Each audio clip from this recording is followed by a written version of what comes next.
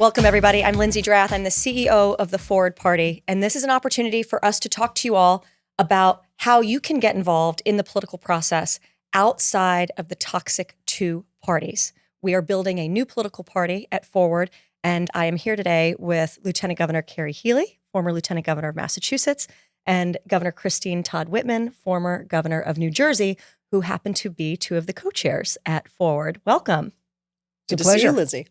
So a lot of conversations that we get into with folks, we talk about the how and the why.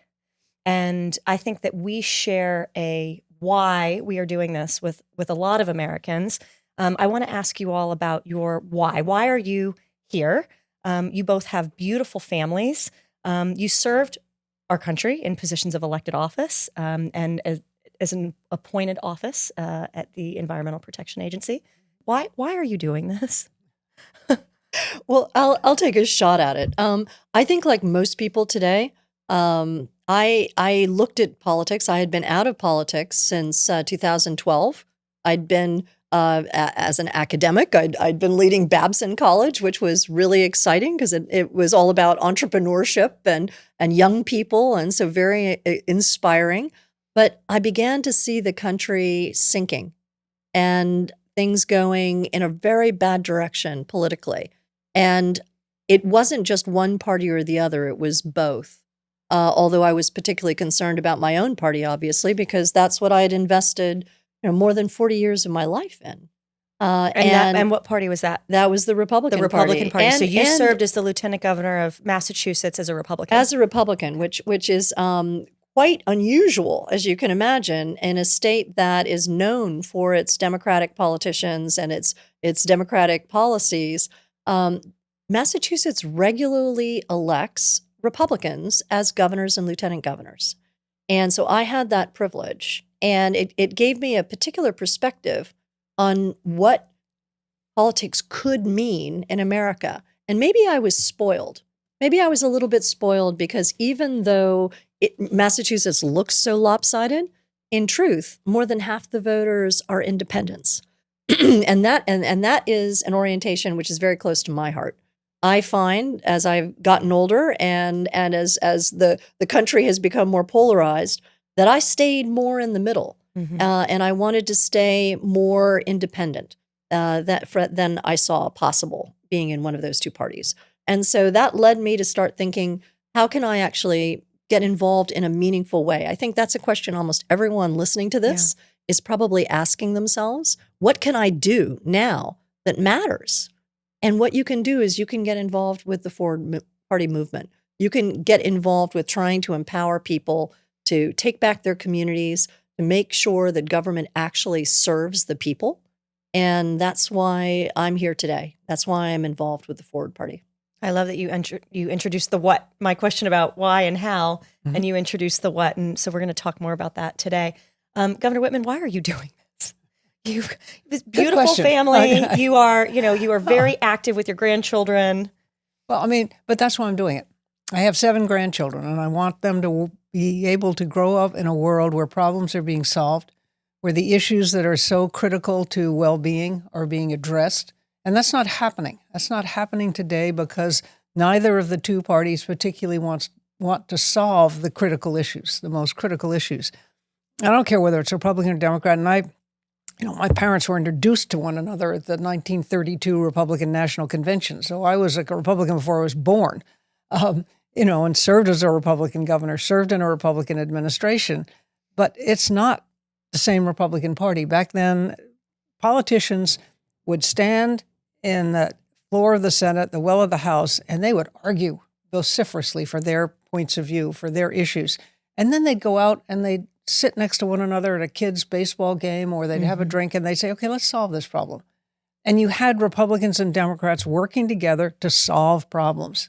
And government was working. It's not working today. And they shared values, right? They shared values. At core, they were talking about policies. They were arguing over policies. They were arguing over policy. They were arguing over solving problems. They were not arguing over their political parties. Yes, nor were they arguing over whether they believed in America, whether they believed in the Constitution or you didn't have to have. At Forward we have, as been mentioned in earlier podcasts, our principles that are very clearly there at forwardparty.com listed. We ask our candidates to uphold the rule of law, respect the Constitution, work with anyone to solve problems. Those things you shouldn't have to ask a candidate to do. That should be absolutely why they are in this effort, why they are in politics. I always believed growing up in a family that was very involved in policy and politics, I always believed that this was the way you solve problems, was through the political process, through the governing process, not the politics. It was the governing. And for me as a governor, that's what I loved about being a governor. You could actually solve problems. I mean, it wasn't always easy and it was often controversial, but that's what you got to do and to implement things. And, when people say to you, well, aren't you a conservative or aren't you a liberal? I would always say to them, tell me what the issue is. I'll tell you where I am and then you decide, because I'm not going to be in the same place every time. I'm sorry. I like to think for myself. There used to be room for nuance. And there was room for that. Yeah.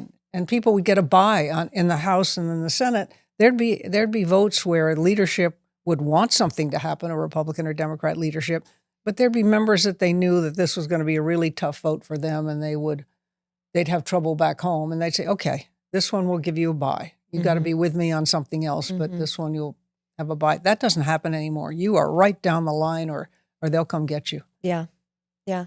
So we're talking about why you all are doing this, and the how is we're building a new political party. And, Lieutenant Governor, you qualified your last statement in describing the Forward Party movement. You added movement onto there. And I think that's really important when we talk about how we're building this. Talk about why did you add movement? Well, I think one of the big questions that everyone asks when you talk about third parties, they jump immediately to thinking about who are the people who ran for president as independents. Yep. Right. And they say, oh, well, Ross Perot tried and he did, pretty well, but he was a spoiler and it didn't work out. And then, of course, after that movement is gone or after that candidate is gone, then there's nothing beneath it. Yep. And millions of dollars have been invested. You think about all of the millions of dollars that Michael Bloomberg put into his candidacy. Set on fire. Yes, set on fire. But aside from that, put into his candidacies when he was running for mayor of New York, and yet there's nothing left of that. Oh yeah, right. Yeah. They failed to create a movement. They failed to create an infrastructure, right? That to support other candidates. It was just about them. Right. It was not about ideas that could last longer than a particular individual. And I think that's a shame because I think actually both of them had some very good ideas that could have outlasted them. Absolutely. If they had built that infrastructure. Yeah. So it's not that a third party can't happen. It's that it hasn't been built properly in the past. I would say we are a movement. It was a movement that created a party. Yeah. That's correct. I mean, Forward came out of this frustration that you've talked about so much, about the people saying, this isn't working for me. It's not working for anybody. And we need to do something, but they didn't know what to do. And Forward is what they can do. And people are always in a hurry. So they want to start at the top. Absolutely. Anytime you say you're starting a third party, people say, oh, well, who's going to be your presidential candidate? And that's the last thing that we're thinking about. We didn't have one in the last election cycle, and we may not have one in the next, but we'll find out. We'll see if someone emerges.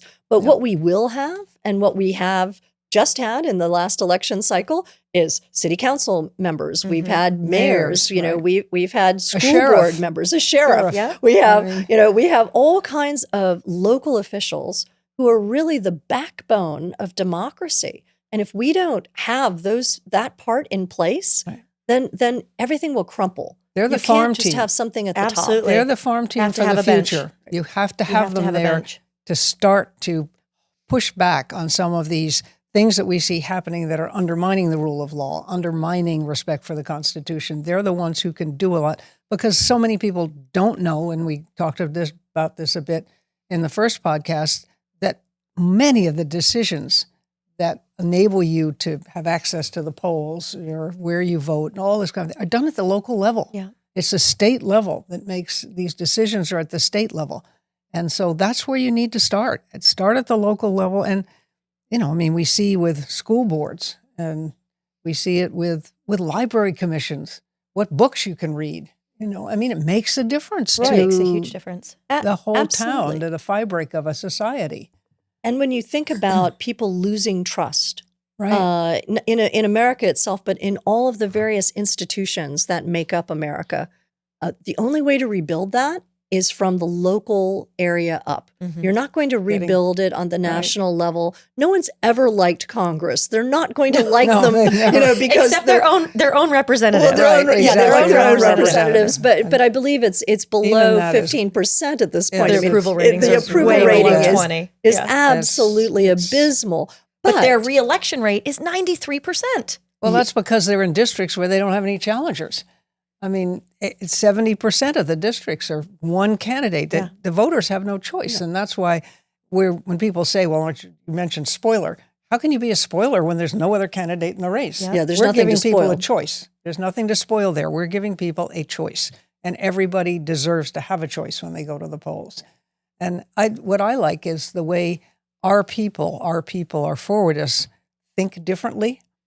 That example for me is Utah, where the forward party, the laws in Utah will allow, if a member of a party resigns or leaves office in midterm, the party bosses, the people who run that party, pick the candidate and tell the governor, this is who you appoint for the remainder of that term. Our forward people on their own said, no, that's not not democracy. We're not in a smoky We're not room gonna, somewhere doing this. We're not going to do this. We're going to open it up. We're going to make it a primary. We're going to let everybody in the district, because we had a senator who was a forwardist who left office for health reasons early. They said, okay, we're going to let everybody vote for this. It'll be a forward candidate because it has to come from the party. So we will have a primary for that candidate, and that will be the person who ask the governor to appoint. Just a really wonderful step toward opening the process and democracy, and nothing that they were pushed to do. But that's the kind of people we have. Yeah, and that commitment to transparency is something that we hold really dear to our values and principles. But we didn't tell them to do it. No, they did it. No, That's they did the it on thing. their own, The states have and that's their the own. value of a grassroots movement, Right. That we're benefiting from all of the ideas, all the great ideas that are coming in from the states. When we eventually build a policy platform, it's not going to be one that says you have to hold this policy or you can't be a forwardist. It's going to be one that says, here's a great idea that came from Arizona. Here's a great idea that comes from Florida. If it works for you and your constituents, borrow it. Take it. Yeah, You local incubators. Right. Yeah, we have all these local incubators and all of these candidates with great ideas. I was taken by, in the last election cycle, there was a wonderful woman candidate from the Panhandle of Florida who said, my platform is going to be about how climate change is impacting our ability to get house insurance in the good luck with Panhandle. that. Well, that is absolutely the top election issue, and no one wanted to talk For about Floridians, it. For Floridians, no one wanted to talk about it in the state legislature for whatever reason. And she was talking directly to her constituents. She was mirroring their concerns. And that same issue would not be relevant maybe to someone who's in Wyoming or somewhere, a landlocked state. But we want to empower people like her to surface those issues, say, these are the issues that my constituents care about. Let's talk about them. Let's prioritize We're going to be a national party. We're a national party, but in a very different way, because we're a national party of 50 eventually, which is where we want to be. We're at 24 now states where we have active, fully formed forward party people. They're not all recognized. That's something else that the public doesn't understand, that states, the two parties make it very difficult for a third party, and that every state is different in their laws. And which state is it where if you want to get on the ballot as a Republican or a Democrat, it takes 5,000 signatures? Oh, I think you're talking about Arizona. It's It's 6,000 if you want to run as a Republican or a Democrat. It's 45,000 if you want to run as an independent. It's gotten even It's worse. gotten even worse. 45,000. It used to be 25, I think. Yeah, it's I thought it was 25,000. Oh, my goodness. 45,000. I mean, that's how ridiculous it is. But God bless it. We've got people out there who are saying, we're not going to let this stop us. This should be us. A democracy is about us. Yeah. and it's ours, and we're the only ones who can make the difference. I think hence the name of the podcast. And so that's why we were talking about it's up to us. Yeah. But that is why I talked about a movement, right? Yeah. Because it's much stronger, and it's not going to matter if our party right now has 3 co-chairs, and it has me as an executive chair, and it's got you as the CEO, and if one of us ends up not being able to pick up the banner and go, the others can. It's not dependent on a Ross Perot or a Michael Bloomberg. There are any number of people who've said, we're going to leave whatever we were doing, put our full-time effort into establishing this party because other people need to feel empowered. Well, you're a perfect example. I mean, your whole career has been within the Republican Party, and guess what? You're not going to have a job with the Republican Party if forward doesn't work. No, that's good. But yeah, and that's what so many of our people are. They've said, okay, I recognize that I'm giving up something that had been my identity, part of my identity anyway, for so long, but I believe so strongly that we need a third party, that we're not being well served. We, as the American people, are not being well served by our politics today. And the only way to change it is by giving another choice. And Andrew isn't here with us today, but he made the same choice with the Democratic Party. He was a Democratic candidate for president, and yet now he's stepped away and said, you know what, that I can't accomplish what I want to accomplish, within the Democratic Party. And he was one of the first people to speak out and say that there should be a primary in the last election for the Democratic ticket. Yeah. And he received terrible blowback on that, but he was speaking truth to power. He was speaking truth to power. He and Dean Phillips both did. And he is someone who has a elective future ahead of him. I mean, he could still run, and I think he would love to, for office. But Andrew jokes that given the average age of many in our electorate right now, he's got plenty of time. Yes, that's true. For office. That's another problem. So we talked about kind of the how and the why here, and I think the how is really important. I want to lean in on this a little bit more because we found ourselves really popular last summer of 2025 when Elon Musk started tweeting that he was going to start a new political party. And so all of the kind of pundit class, all the op-ed writers of the New York Times and all the pundits on CNN started talking about why was that a possibility and why was it going to be really difficult? And it was a fun opportunity for us who we are a startup, right? We're 3 years old. But we've had the opportunity to really sit with this work over the last 3 years and kind of explore like what works, what doesn't work, leaning in on our grassroots, making sure that this is a movement that works, trying to make sure that people aren't focused at the top of the ticket, that works. And this spoiler accusation kept coming up time and time again. Yeah. And, well, this can't work. And the pundits immediately equated Elon starting a new party with that top of the ticket, that Bloomberg, that Ross Perot. So we know we're not doing that. They also said, well, you're going to be a spoiler. And we said, well, actually 70% of races go uncontested. We're not building a third party. We're building a second party in those races. And we are recruiting. We're recruiting from the ground up. And you all both ran for office. Were you recruited? How to talk to us about kind of your journey as elected officials. I also want to acknowledge for everybody listening, yes, we are all women. This is a panel of all women here. And you all were recruited or you self-nominated, because we need to run hundreds and hundreds and hundreds of candidates across the country this year. So talk to us about what your journey was. What should people know about running for office?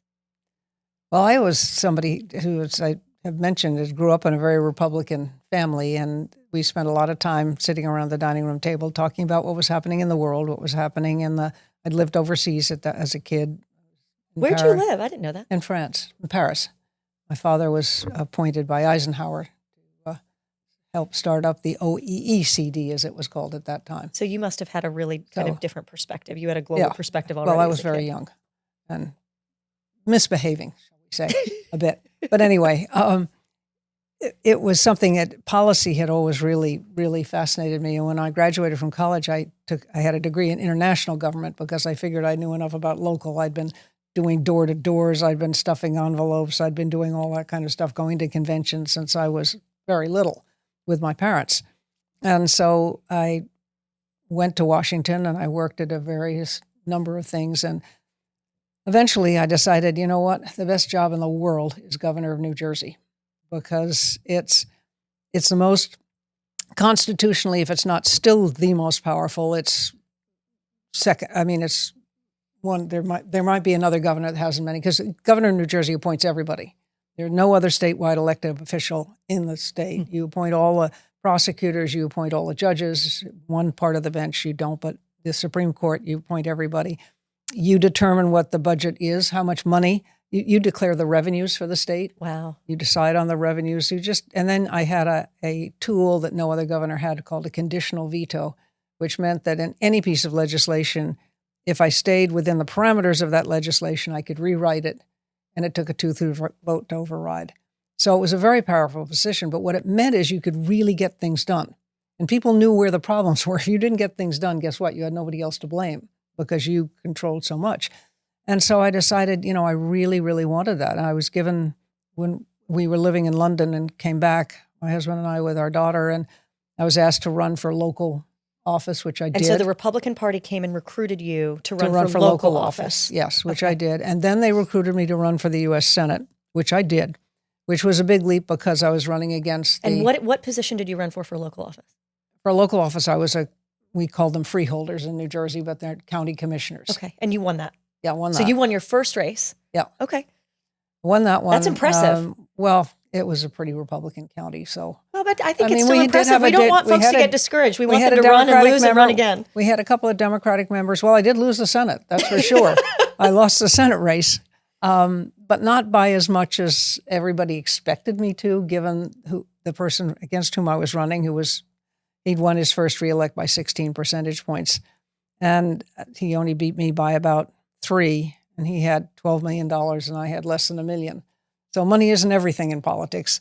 And that gave me the base then to run for governor, because that's where I really thought I was unhappy with what was happening in the state. I thought I knew we needed better, we could do better. And so I decided to take it on. And how old were your kids? The kids were 10 and 12, I guess. Or no, they were older than that when I ran for governor.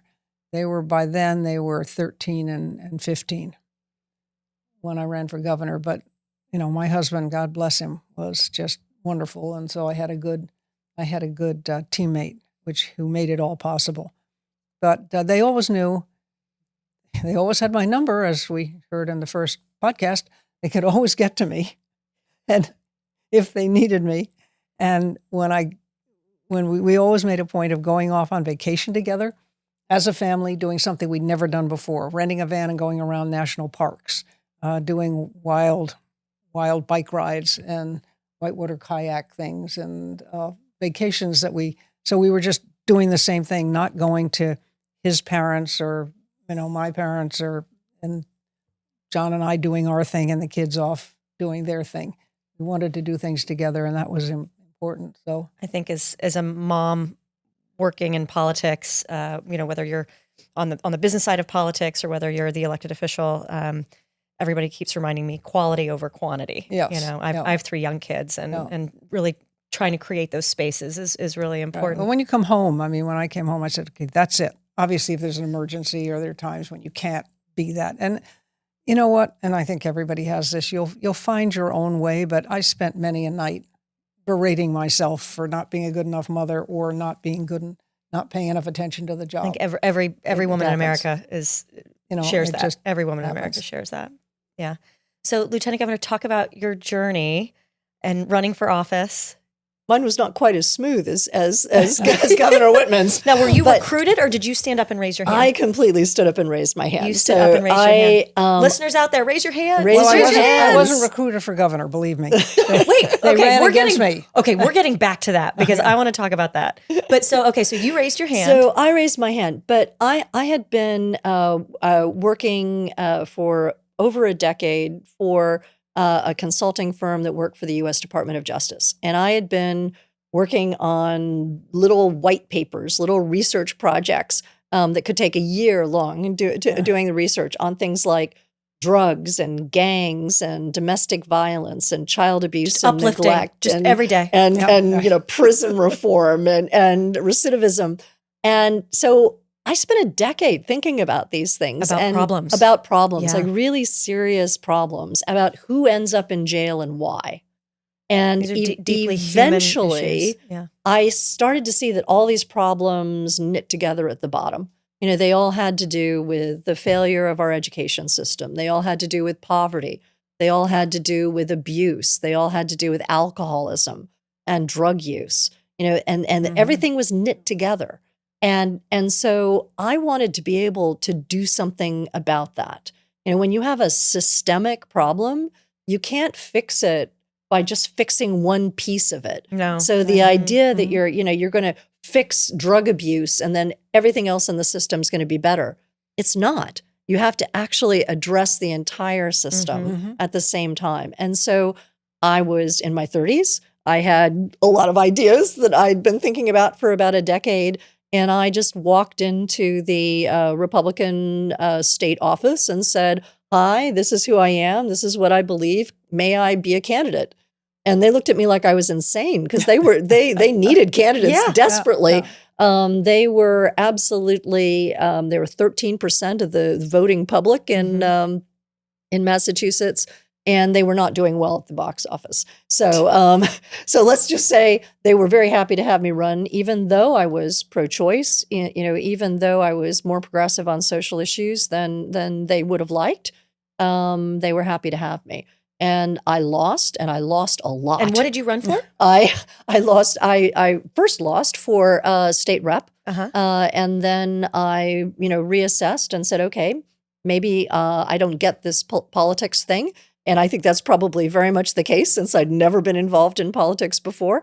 And I said, I should run for my state committee and learn about it. So I ran for state committee, then I ran again and I lost, probably very similarly to the first time. And I thought maybe it's not me. Maybe it's that they don't like Republicans in Massachusetts. So maybe I should take over the party and try to maybe change a few things about our, about our agenda that might make us more appealing. And so I was elected there. And then I was confronted with a really tough choice, which was, do I help to try to reelect our then sitting governor, who was not likely to be reelected, or do I try to find someone else? And I chose to try to find someone else because I felt that my job as party chairman was to win elections and to move the party forward. So this is not the first political party you've run. You ran the Republican Party of Massachusetts. Yes, which was about 12 people in a phone booth. But yes, that's correct. I did. So, but I flew out to Utah. Mitt Romney was running the Winter Olympics at that time. He had about a decade prior run against Ted Kennedy for Senate. Okay. And like Governor Whitman, he hadn't won, but he'd done well. And so he seemed to me like the most likely candidate who we could put forward for governor at that time. And I presumed, although I certainly had no idea, that he would have, national ambitions as well. And I flew out there and I begged for 15 minutes on his schedule. And I took an hour and 15 minutes. And within a couple weeks, he flew back. And we were hosting the nominating convention. And he talked me into running with him, which was not something I intended to do. I was at that point a 2-time loser. And so you raised your hand. Then you were the recruiter. Then you were the recruitee. And then I was the recruiter. So you've been on all three sides. Yes. So I have certainly been on all sides of this. And it was with a lot of trepidation that I went into running for And you had young lieutenant. kids. I had very young kids at the time. How old were your kids? They were probably 7 and 5, I would say, something like that. And how maybe did a you little bit all more. approach family discussions about running? And I want to offer a statistic right now that's been sitting with me, and that is that Brittany Petterson in April of 2025 put forth a bipartisan bill with Congresswoman Luna from Florida to allow for proxy voting in the United States House of Representatives. So because they had new babies. And Brittany Petterson was only the 13th woman ever to give birth while serving in Congress. And right now, only 7% of women serving in Congress have children under the age of 18. So we're missing a huge perspective amongst elected officials. But you all both did it. you ran for office and you served with young children. But no one No. at that point had given birth while they were serving in the Massachusetts legislature. Ever at that moment. So it was very rare. Yeah. And so my sense about First of all, that. thank you. I'm sitting here as a young mom. I'm not a young mom. My kids are young. I'm not young. But Yes, you are. no, but I mean, if you all hadn't done that, I mean, it's still not the norm, but you all were trailblazers there and saying, we can do this. We can serve our country in positions of elected office. Mm-hmm. We can try and solve the deep problems, and we can be mothers at the same time. I had very few mentors or role models, but Governor Whitman was one. And That's how much older I am. but there were very few. Yeah. And I appreciate it. All I can say about that is that the offices that we are encouraging people to run for, the local offices, Are they not can full-time. They are not full time. Yeah. And they can be managed with a Okay, family. all right, listeners. They can be managed with a job. I mean, You can be on school committee. You can be a city councilor. be You a- can you do can- this. a county office holder. Still, I And mean, which the is what you kids were started 5 with. and 7 when I When ran. you were, Most I was legislatures are mean, part time. I mean, I made it pretty much full time, but you could be there for what was necessary. You can raise your children. You can balance. well, and what It's an much example easier. for your kids. I think Oh, it they're really working was, hard. honestly. I I thought think it was my good. kids would want nothing to do with politics after, watching my experience. But in truth, they're very politically aware. They're very politically involved. And I believe that they will get involved with themselves at some point. So Yeah. I'm very my happy. daughter did briefly. She ran for Congress. Did she really? No, she ran in a primary. She was never going to win because it had already it was an open seat, but the person who was going to beat her had been in the state legislature, very well respected, a good guy. I mean, a really good guy. And I said, Kate, this is going to be the tough one. Isn't I that a don't think great you're problem going to have? Don't we But wish I that just- those Two were our good ballots? candidates. Yes. Two No, really great candidates. Well, I can We take can you do back. that. I can take We you can get back. there. But we can. I have a letter that my father wrote because my father knew, he was a Republican state chairman for 10 years. And he knew Adlai Stevenson, a Democrat who was running for president against Dwight Eisenhower. And Dad knew Adlai Stevenson. And he tried to persuade him not to run for the reelection. He said, this was the second time that Stevenson had run against Eisenhower. He was beaten the first time. He was running again. And Dad said, can't do this. I mean, he's going to kill you. He's going to get reelected. And Stevenson wrote him back and said, well, and Dad said, you're crazy. And he said, well, people say I'm crazy. And my father wrote him back and said, well, good for you, do it. And at least I know that whomever wins, the country will be in good hands. That's a wonderful. Republican saying that to a Democrat. That's wonderful. I don't think you have that anymore, but that's what I grew up with. No matter that was the kind who of wins, party. I know the country will be in good hands. Right. And we think we can get there. I think we can. That's We what absolutely we're do. about. We can get there. Otherwise, we wouldn't be doing this. Right, exactly. That's If what we're we about. didn't see it, But good people have to step up. good people have to step up. So people cannot be so discouraged about the system that they think it's not worth saving. Well, they also it can't is. think someone else will do it. That's correct. That is I don't It's have to do up it. to us. Yes, It's up to us. Yes, here's our sign. It's up to us. And so that's why we're doing this. Because I can tell you that I used to do research on women getting into politics. After I left office, I spent 7 years doing research with Ambassador Swanee Hunt. Oh my gosh. Who was a Democrat and I was a Republican at the time. And we went out and we said, why is it that there aren't more women who are elected, despite all of the efforts, all the training programs, everything? Yeah. And one of the things that we found is that women need to be asked whether to run for office 7 times. Yeah. 7 times in order to have it stick. And so your question was really good, because the question is like, did you volunteer? No one asked me to run for office. I decided I wanted to do that, but that was a rare occurrence, yeah. right? Most That's people the exception, actually not the rule. need to be encouraged. And women do not come as easily to getting out of their comfort zone as men do.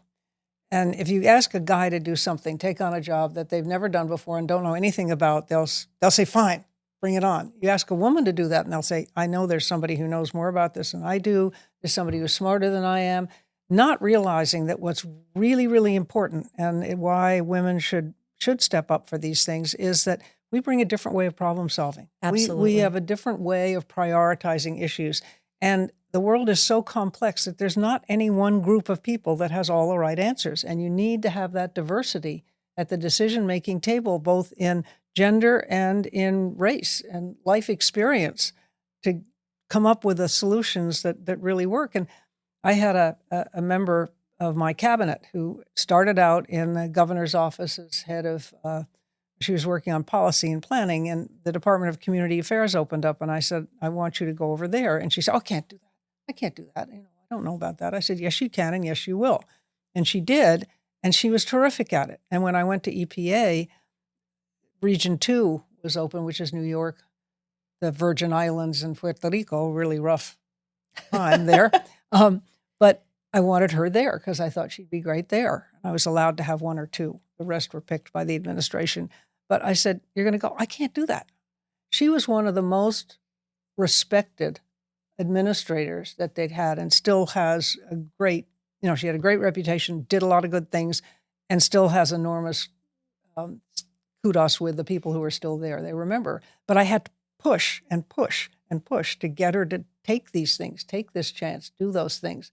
I saw in her the abilities, but women are just more reluctant. But you did push, and Yeah. and there are statistics that show exactly what you're saying. So if there's a job opening and a man is 30% qualified for it, he will apply. Right. A woman expects to be at least 80% qualified for it. Yeah, I've read that. Before she's willing to take the risk. And so we have to think about, how do we as a party and how do we as women encourage others to take that risk? We survived. We both, Right. Right. Our children are we both won relatively- and lost. I've lost more than you have, but we But you left incredible legacies in your home states Exactly. as agents of change. and So it wasn't, you service is didn't just something- run. You didn't just run and win. Then you solved problems, which was why you were doing it in the first place. Well, the other thing that is important and that people forget, particularly women, is you become a role model. I mean, you don't run for absolutely. that purpose. But I remember one of my team saying to me, well, my son just asked me, are men allowed to be governor? Oh my gosh, more of that, please, across the country. But seriously, women have come up to me. They were all like that when they met me, fourth grade they came. Now they're married and have children going to college. And they said, I remember you were in fourth grade, and I really opened up my eyes that women could do different things. Mm-hmm. And no matter what the position is, when you step into it as somebody who is not necessarily the stereotype for those offices, it opens it up to other people. I always discounted that, but then when I went to Babson, and I was the first woman to be the president of Babson in 100 years, they had always struggled to try to get women to enroll at an equal number as men. And within a year of my going there, suddenly we actually had a majority of women applicants for the first time ever in the history of the college. So there is that role model effect, and people should remember that. And I also think that women who are in office have to understand that they are role models, and they have to behave appropriately. They are very much so, very much so. So talk about what you're spending your time on right now at Forward. What's motivating you? What are you excited about as we build this party? So for me right now, it's this idea that we're moving from having a few organizing principles that we have been operating under so far, and then trying to extrapolate that out. How do we expand that to include principles that would govern, for example, economic policy or environmental policy or foreign policy or housing or any of the things that we believe need to be discussed in this country. So this goes back to your roots as someone who had, as a policy person. This is what drove me to enter politics in the first place, was that I thought I might have something to offer in terms of policy and the problem-solving piece. And again, now we've had a hard time because we don't want to say these are our policies, but what we do want to say is these are our principles. Yeah. And then we're going to take these principles out to the states, out to the people who have joined the Forward Party, and say, does this resonate with you? And what would be the expression of this principle in your state? Well, we'll say these are the issues we think are important. We should be looking at that we climate, should be looking at, yes. Or environment. Just say environment, and then and we're having the first one of our meetings on the environmental policy group tomorrow, I think, or the next day, sometime this week. But what I'm planning, what I think we're going to do with that is come up with several areas within the overarching environment and say these are critical issues, and here are some really good policies that have worked in these issues, whether it's water quality or climate change or whatever. So you might consider these. If this issue is of importance to you or to your constituents, and here are some ways redistricting has been done that will work, that have worked and for other states, you might consider this. I mean, that's what I'm thinking that we're doing with these, is just outlining these as important issues, that issue areas that we think should be considered by elected officials, and then giving them some help, some ideas as to how to address those issues. But then, as you say, it's up to them. Yeah, we're going to have a whole range of candidates in the upcoming election, and they're not all going to be experts. No, and they can't be. They can't be. But the governor will tell you that once you're running for office, people will ask you questions about everything, absolutely everything, and you feel like you should have answers. And so what we would like to do is to give our candidates a bunch of informed options that they can choose from, so that they don't have to say, I don't know, but let me go do some research on that. Like kind of a library of that's innovative okay too. solutions. It's like a library. Yeah, yes, but that's exactly. okay too to say, I don't know, but it's I get back very to you. okay to say you don't know. In fact, it's better to say you don't Right. know if you genuinely don't know, or even to say I'm undecided. If you are undecided about an issue and you need to learn more. I think one of the strongest things that a leader can do is to ask good questions and to learn. I think women model that really well that too. They don't know everything. I think women model that really well, to say, I don't know. I need to learn more about that. Right. No, I think that's true. And I'm excited because one of the things that I do is work with our states directly. And it always, every time they're so inspiring. They're so inspiring, these people. They are really in it for the right reasons. That they're in it to solve problems, and they're so enthusiastic, but they're all volunteers. I mean, that's we the have other these thing. We have volunteer structures across the country in a number of states, and they have leadership roles. We've got, executive committees with chairs and communications leads and fundraising leads. The same way that the Republican and the Democratic Party has scaled out this structure, and they're amazing. They give of their time, their talent, their treasure. Right. I mean, they set up bank accounts. They get the legal representation that they need to establish a party. Some of them are working to become a recognized party because, again, every state is different, and they do the Republicans and Democrats do all they can to make it difficult for you to get on the ballot as a recognized party. But these people are in it, and they're in it because they believe so deeply in what we are doing in establishing a third opportunity. Yeah. They're building the infrastructure. We talked about the infrastructure. They're building it. And when you talk about people feeling disempowered, when feeling that there's nothing they can do, they can volunteer. Absolutely. They can come join us. They can find out what they can do in their state if their state is getting organized, or they can be the leader who organizes their state. Or even better, we have volunteer programs that allow people to volunteer across states, just using their phone, sending texts, talking to candidates, supporting candidates. We have a robust recruiting candidates program. Yeah. Yes. And then we have we're growing on college campuses. And that's the other thing that's so important, is getting young people to understand this is their time. I mean, we've messed up the world. We're giving them this messed up world. And they don't have to accept, what we've No, they given can them. Start right now.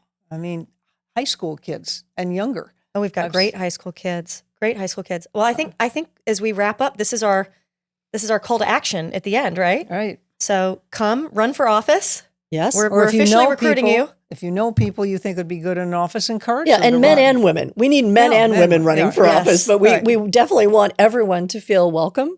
We need volunteers.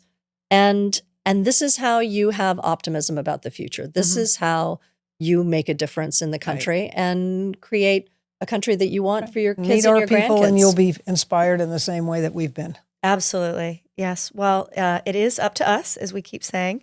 Thank you all, and I'll see you in 2 weeks. You got it. Thank you.